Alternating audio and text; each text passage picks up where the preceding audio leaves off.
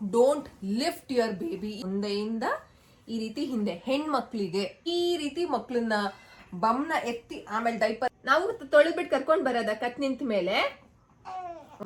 So ಮಕ್ಳುಗಳಿಗೂ ಕಷ್ಟ ಆಗುತ್ತೆ. ಏರಿಯಾಗೆ ಬಂದು ನೀವು ಬಾಯ್ಸ್ಗೆ ಕ್ಲೀನ್ ಮಾಡ್ಬೇಕಾಗತ್ತೆ. ಓಕೆ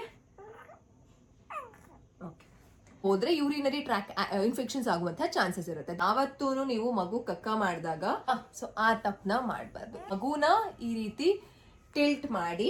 ಹಲೋ ಎವ್ರಿವನ್, ಮಕ್ಕಳಿಗೆ ಯಾವ ರೀತಿ ಡೈಪರ್ನ ಹಾಕಬೇಕು, ಅದಾದ್ಮೇಲೆ ಡೈಪರ್ ಹಾಕಿದಾಗ ಅಥವಾ ನಾರ್ಮಲ್ ಟೈಮಲ್ಲಿ ಮಕ್ಳು ಕಕ್ಕ ಮಾಡ್ತಾರಲ್ಲ, ಪಾಟಿ ಮಾಡಿದಾಗ ಯಾವ ರೀತಿ ಕ್ಲೀನ್ ಮಾಡಬೇಕು ಇದನ್ನ ತಿಳ್ಕೊಳ್ಳೋದು ತುಂಬಾ ಇಂಪಾರ್ಟೆಂಟ್ ಆಗುತ್ತೆ. ಇಲ್ಲ ಅಂತಂದ್ರೆ ಮಕ್ಳುಗಳಿಗೆ ತುಂಬಾ ಇನ್ಫೆಕ್ಷನ್ಸ್ ಆಗುತ್ತೆ. ಹೆಣ್ಮಕ್ಳಿಗೆ ಡಿಫ್ರೆಂಟ್ ರೀತಿಯಲ್ಲಿ ನಾವು ಪಾಟಿನ ಕ್ಲೀನ್ ಮಾಡಬೇಕು, ಗಂಡ್ ಮಕ್ಳಿಗೆನೆ ಡಿಫ್ರೆಂಟ್ ಆಗಿ ಪಾಟಿನ ಕ್ಲೀನ್ ಮಾಡಬೇಕು. ಡಿಫ್ರೆಂಟ್ ಆಗಿ ಏನು ಅಂತಂದ್ರೆ ನಾನು ವಿಡಿಯೋದಲ್ಲಿ ನಿಮಗೆ ತೋರಿಸ್ತೀನಿ ಯಾವ ರೀತಿ ಕ್ಲೀನ್ ಮಾಡಬೇಕು ಅಂತ. So let's start the video. ಮಕ್ಕಳಿಗೆ ಡೈಪರ್ಸ್ ನ ಹೇಗೆ ಹಾಕೋದು ಅಂತ ಮೊದಲಿಗೆ ತೋರಿಸೋಣ. ನಾನು ಡೈಪರ್ ಹಾಕಲ್ಲ ನಿಮ್ಗೆ. ಇವಾಗ ಡೈಪರ್ ಹಾಕ್ತೀನಿ ಅನ್ಕೊಂಡ್ರಾ? ಡೈಪರ್ ಖಾಲಿ ಆಗ್ಬಿಟ್ಟಿದೆ. ಹಾಕಲ್ಲ ಹಾಕಲ್ಲ, don't worry. Okay okay okay okay okay so ಡೈಪರ್ನ ಹಾಕ್ಬೇಕು ಅಂತಂದ್ರೆ ಎಲ್ಲರೂ ಏನ್ ಮಾಡ್ತೀವಿ ತಪ್ಪು ಅಂತಂದ್ರೆ ಈ ರೀತಿ ಮಕ್ಳನ್ನ ಬಮ್ನ ಎತ್ತಿ ಆಮೇಲೆ ಡೈಪರ್ ಹಾಕಿ ಈ ರೀತಿ ಹಿಂಗ್ ಮಾಡ್ತೀವಿ ಅಲ್ವಾ, ಆ ರೀತಿ ಮಾಡಬಾರ್ದು. ಡೈಪರ್ನ ಹೇಗೆ ಹಾಕ್ತೀವಿ?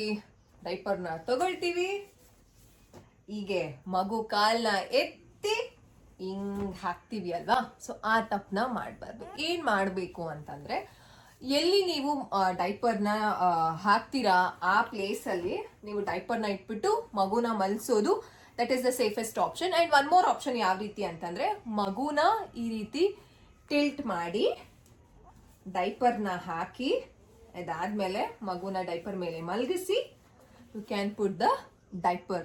ನೀವು ಡೈಪರ್ಸ್ನ, ನಾನು ಡೈಪರ್ ಮನೇಲಿ ಖಾಲಿ ಆಗಿದೆ ಅದಕ್ಕೋಸ್ಕರ ನಾನು ಈ ಕ್ಲಾತ್ ಡೈಪರ್ ಅಲ್ಲಿ ತೋರಿಸಿದೀನಿ.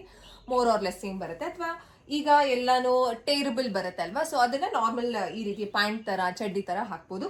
ಬಟ್ ನೀವೇನಾದ್ರೂ ವ್ರ್ಯಾಪ್ ಮಾಡುವಂತಹ ಡೈಪರ್ಸ್ ನ ಯೂಸ್ ಮಾಡ್ತಿದ್ದೀರಾ ಅಂತಂದ್ರೆ please don't lift your baby. ಈ ರೀತಿ ಲಿಫ್ಟ್ ಮಾಡೋದ್ರಿಂದ ಬ್ರೈನ್ಗೆ ಸ್ವಲ್ಪ ಕಷ್ಟ ಆಗುತ್ತೆ ಮಕ್ಕಳುಗಳಿಗೆ.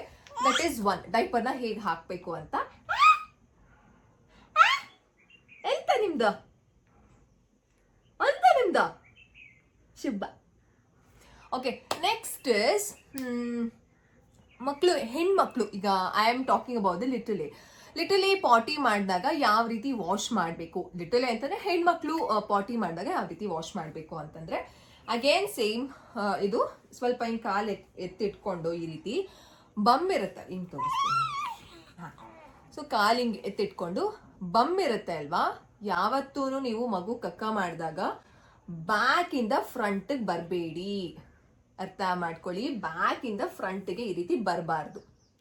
ನೀವು ಕಾಟನ್ ಆದ್ರೂ ಯೂಸ್ ಮಾಡಿ ಅಥವಾ ವೆಟ್ ವೈಪ್ಸ್ ಆದ್ರೂ ಯೂಸ್ ಮಾಡಿ ಅಥವಾ ಒಂದು ಕಾಟನ್ ಬಟ್ಟೆನ ನೀರಲ್ಲಿ ಅದ್ಬಿಟ್ಟು ಯೂಸ್ ಮಾಡಿ. ಬಟ್ ಬೆಟರ್ ಇಸ್ ಕಾಟನ್ ಬಟ್ಟೆನ ನೀರಲ್ಲಿ ಅದ್ಬಿಟ್ಟು ಯೂಸ್ ಮಾಡಬೇಕು.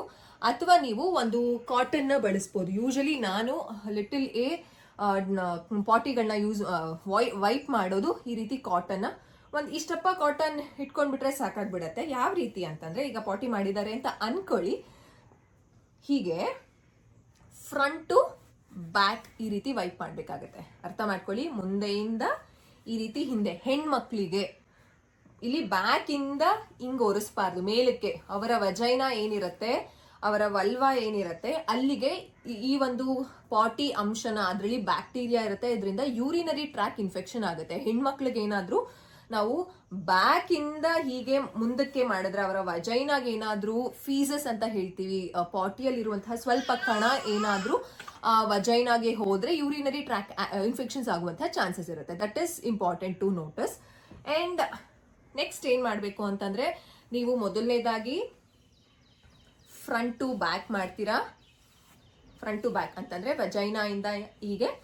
ಅಂಡ್ ಇದರಲ್ಲಿ ಪಾಟಿ ಆಗಿರುತ್ತಲ್ಲ, ತಿರ್ಗಾ ಅದನ್ನ ಇದು ಮಾಡಕ್ ಹೋಗ್ಬಿಡಿ. ಇದನ್ನ ಪಕ್ಕದಲ್ಲಿಟ್ಟು ಇನ್ನೊಂದ್ ಸ್ವಲ್ಪ ಕಾಟನ್ ತಗೊಂಡು ಈ ರೀತಿ ಮಾಡ್ಬೇಕಾಗತ್ತೆ. ಅಂಡ್ ನೆಕ್ಸ್ಟ್ ಮಗುವಿನ ಕೀಲು ಅಂತ ಹೇಳ್ತೀವಿ, ಕಟ್ಸ್ ಅಂತ ಹೇಳ್ತೀವಿ. ಆ ಒಂದು ಕಟ್ಸ್ಗೂ ಸಹ ಇನ್ನೊಂದ್ ಸ್ವಲ್ಪ ತಗೊಳ್ಳೋದು, ಈ ರೀತಿ ಹಿಂಗ್ ವೈಪ್ ಮಾಡೋದು, ಇದನ್ನ ಬೇರೆ ಹಾಕೋದು, ಇನ್ನೊಂದ್ ಸ್ವಲ್ಪ ತಗೊಳ್ಳೋದು, ಈ ರೀತಿ ಹಾಕೋದು, ಹಿಂಗೆ ಹಾಕಿ ಇದನ್ನು ಡಿಸ್ಕಾರ್ಡ್ ಮಾಡಿಬಿಡಿ. ಆ್ಯಂಡ್ ಮೇಕ್ ಶ್ಯೂರ್ ಮಾಡಿದ ತಕ್ಷಣನೇ ನೀವು ಬಟ್ಟೆನ ಸರಿ ಮಾಡೋದು, ಆ ರೀತಿ ಮಾಡೋಕ್ಕೆ ಹೋಗಬೇಡಿ. Go to the washroom, wash your hands very properly, ಸ್ಯಾನಿಟೈಸರ್ನ ಹಾಕ್ಕೊಂಡು ನೀವು ಕ್ಲೀನ್ ಮಾಡಿಕೊಂಡು ಅದಾದಮೇಲೆ ಮಗುಗೆ ಸ್ವಲ್ಪ ಡ್ರೈ ಆಗಬೇಕು ನಾವು ಒರೆಸಿರುವಂತಹ ಜಾಗ. ಅದಾದಮೇಲೆ ನೀವು ಮಕ್ಕಳಿಗೆ ಚಡ್ಡಿ ಅಥವಾ ಲಂಗೋಟ್ಸ್ನ ನೀವು ಹಾಕಬೇಕಾಗತ್ತೆ. ದಿಸ್ ಇಸ್ ಹೆಣ್ಮಕ್ಳು ವಿಚಾರ. ಹೆಣ್ಮಕ್ಳಿಗೆ ಮಾಡಬೇಕು ಅಂತಂದರೆ you have to always do front to back, not back to front ಮಾಡಬಾರ್ದು. That is one. Then second ಏನು ಅಂತಂದರೆ ಗಂಡು ಮಕ್ಕಳಿಗೆ. ಸೊ ಗಂಡು ಮಕ್ಳಿಗೆ ಯಾವ ರೀತಿ ಅಂತಂದರೆ, ಗಂಡು ಮಕ್ಕಳಿಗೆ ಜೆನೈಟಲ್ ಪಾರ್ಟ್ಸ್ ಇರುತ್ತೆ ಅಲ್ಲ, ಸೊ ಪೆನ್ನಿಸ್ ಅಂತ ಏನು ಹೇಳ್ತೀವಿ. ಸೊ ಫಸ್ಟು ನೀವು ಪೆನ್ನಿಸ್ನ ವೈಪ್ ಮಾಡ್ಕೊಳ್ಬೇಕಾಗತ್ತೆ. ಈಗ ಮಗು ಕಕ್ಕ ಮಾಡಿದೆ ಅಂತ ಅಂದಾಗ ನೀವು don't go to the bum area. First potty ಮಾಡಿರುವಂತಹ ಜಾಗಕ್ಕೆ ಹೋಗಬೇಡಿ. ಜೆನೈಟಲ್ ಪಾರ್ಟ್ ಫಸ್ಟು ಪೆನ್ನಿಸ್ ಏನಿರುತ್ತೆ ಅದನ್ನು ಕ್ಲೀನಾಗಿ ವೈಪ್ ಮಾಡ್ಕೊಳ್ಳಿ. ಅಕಸ್ಮಾತ್ ಅಲ್ಲೇನಾದರೂ ಆಗಿದ್ರೆ ಅದನ್ನು ವೈಪ್ ಮಾಡಿ. ನೆಕ್ಸ್ಟು ಟೆಸ್ಟಿಕಲ್ಸ್ ಅಂತ ಹೇಳ್ತೀವಿ, ಬೀಜ ಅಂತ ಹೇಳ್ತೀವಿ ಅಲ್ಲ, ಸೊ ಟೆಸ್ಟಿಕಲ್ಸ್ನ ಕ್ಲೀನಾಗಿ ವೈಪ್ ಮಾಡಿ, ಟೆಸ್ಟಿಕಲ್ಸ್ನ ಎತ್ತಿ ಅಲ್ಲೆಲ್ಲ ಕ್ಲೀನಾಗಿ ವೈಪ್ ಮಾಡಿಕೊಂಡು ಅವರ ಕಾಲು ಸಂದಿನೂ ಮಾಡಿಕೊಂಡು ಆಮೇಲೆ ಕಾಲನ್ನ ಲಿಫ್ಟ್ ಮಾಡಿಕೊಂಡು ಈ ರೀತಿ ವೈಪ್ ಔಟ್ ಮಾಡಿ. Okay, front to back, back to front ಅಂತ ಏನಿಲ್ಲ ಬಾಯ್ಸ್ಗೆ, ಜಸ್ಟ್ ವೈಪ್ ಔಟ್. ಏನೇನು ಕಕ್ಕ ಮಾಡಿರ್ತಾರೋ ಆ ಜಾಗದಲ್ಲಿ ಎಷ್ಟೆಲ್ಲ ಕಕ್ಕ ಇದೆ, ಒಂದೊಂದ್ಸಲ 2 ಬಮ್ಗೂ ಆಗಿರುತ್ತೆ, ಅದನ್ನೆಲ್ಲ ಕ್ಲೀನಾಗಿ ವೈಪ್ ಔಟ್ ಮಾಡಿ. ಫಸ್ಟು ಪೆನ್ನೆಸ್ಸು, ಟೆಸ್ಟಿಕಲ್ ಕೆಳಗಡೆ, ಅದಾದಮೇಲೆ ಕೀಲು, ದೆನ್ ಬಮ್ ಏರಿಯಾಗೆ ಬಂದು ನೀವು ಬಾಯ್ಸ್ಗೆ ಕ್ಲೀನ್ ಮಾಡಬೇಕಾಗತ್ತೆ. ಹೆಣ್ಮಕ್ಳಿಗೆ ಜಾಸ್ತಿ ಯುರಿನರಿ ಟ್ರ್ಯಾಕ್ ಇನ್ಫೆಕ್ಷನ್ ಆಗೋದು ನಾವು ಮಾಡುವ ತಪ್ಪಿಂದ. ಪಾಟಿ ವಾಶ್ನ ನಾವೇನಾದರೂ ಬ್ಯಾಕ್ ಟು ಫ್ರಂಟ್ ಮಾಡಿದ್ರೆ, ಹಿಂದೆಯಿಂದ ಮುಂದಕ್ಕೆ ಮಾಡಿದ್ರೆ ಈ ರೀತಿ ಹೆಣ್ಮಕ್ಳಿಗೆ ಯುರಿನರಿ ಟ್ರ್ಯಾಕ್ ಇನ್ಫೆಕ್ಷನ್ ಆಗುತ್ತೆ. ಸೊ ನಾನು ಇದನ್ನು ಫಾಲೋ ಮಾಡ್ತಿದ್ದೆ, ಅನ್ನಿಸ್ತು ಶೇರ್ ಮಾಡಬೇಕು ಅಂತ. ಇಷ್ಟೊಂದು ಜನಕ್ಕೆ ಫಸ್ಟ್ ಬೇಬೀಸ್ ಇರ್ತಾರೆ, ಅವ್ರ ಮನೆಗಳಲ್ಲಿ ಎಷ್ಟೋ ವರ್ಷಗಳಾದಮೇಲೆ ಮಕ್ಕಳಾಗಿರ್ತಾರೆ. ಈ ಬೇಸಿಕ್ ಇನ್ಫಾರ್ಮೇಷನ್ ಗೊತ್ತಿರೋದಿಲ್ಲ. ಮಕ್ಕಳುಗಳಿಗೆ ಯುರಿನರಿ ಟ್ರ್ಯಾಕ್ ಇನ್ಫೆಕ್ಷನ್ ಅಂತಂದರೆ ತುಂಬ ಕಷ್ಟ ಆಗುತ್ತೆ. ದೊಡ್ಡವ್ರಿಗೆ ಎಷ್ಟು ಫೇಸ್ ಮಾಡ್ತೀವಿ ಅಲ್ವಾ, ಸೊ ಮಕ್ಕಳುಗಳಿಗೂ ಕಷ್ಟ ಆಗುತ್ತೆ. ಅದಕ್ಕೋಸ್ಕರ ನಾನು ಈ ಇನ್ಫಾರ್ಮೇಷನ್ನ, ವೆರಿ ಬೇಸಿಕ್ ಇನ್ಫಾರ್ಮೇಷನ್ನ ನಿಮ್ಮ ಜೊತೆ ಶೇರ್ ಮಾಡಿಕೊಂಡೆ. ಇಷ್ಟ ಆಯ್ತಾ? ಮಮ್ಮ ಫಾಲೋ ಮಾಡೋದು ಇಷ್ಟ ಆಯ್ತಾ ನಿಮಗೆ? ಅಲ್ಲಿ ಹಾಯ್ ಮಾಡಿದ್ದ ನೀವು? ಹಾಯ್ ಮಾಡಿದ್ರ ನೀವು? ಅಲ್ಲಿ ಹಾಯ್ ಮಾಡಿ ಎಲ್ಲರಿಗೂ ಹಾಯ್. ಅದು literally will be 3 months for tomorrow. 3 months ನಮ್ಮ ಪಾಪುಗೆ ನಾಳೆ ಅಲ್ವಾ? ಯಾರು ಹೇಳಿದ್ದು? ಎಷ್ಟು ಮಂತು ಮತ್ತೆ ಅಲ್ವಾ? ಏನಲ್ಲ, ಕತ್ತಲ್ಲಿ ಆಡ್ಸೋದೊಂದು ಚಂದ ಕಲ್ತಿದ್ದಾರೆ ಈಗ ಅಲ್ವಾ? ಅಲ್ವಾ ಅಲ್ವಾ?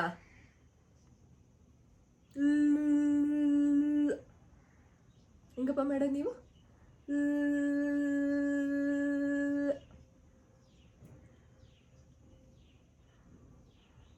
ಶುಭ.